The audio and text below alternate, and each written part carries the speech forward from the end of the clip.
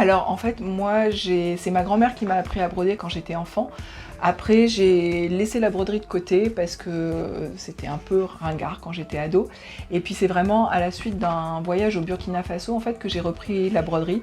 En fait, quand j'étais au Burkina, je voyais les gens vraiment faire des choses de leurs mains et avec de véritables savoir-faire.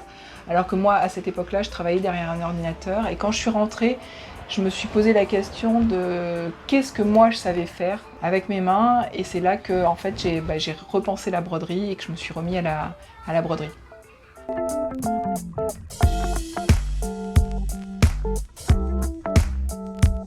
C'est vrai que dans ma pratique, j'ai l'habitude de broder sur des supports qui sont des supports qu'on ne voit pas en broderie traditionnelle.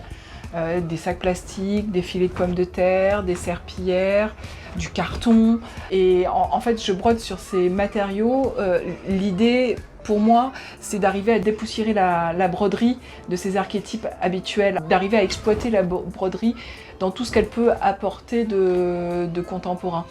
Alors c'est vrai que ces matériaux sont des matériaux dits pauvres, entre guillemets, parce qu'en fait, il y a vraiment l'idée dans mon travail de rendre beau des choses qui ne le sont pas, ou des choses auxquelles on prête plus d'attention du tout, et voilà, et d'arriver à mettre du beau même là où il n'y en a pas.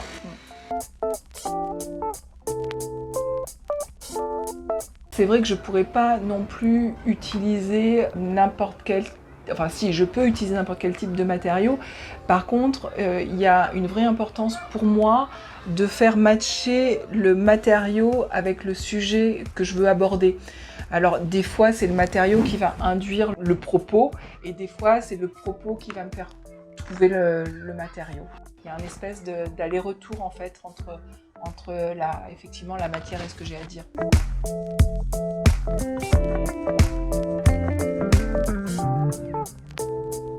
Il y a vraiment l'idée de faire ensemble et que chacun vienne un petit peu mettre son point à l'édifice, je dirais. Et en fait, dans ce type d'atelier, le fil prend une vraie symbolique dans la mesure où en fait, le fil nous relie, et on est tous reliés.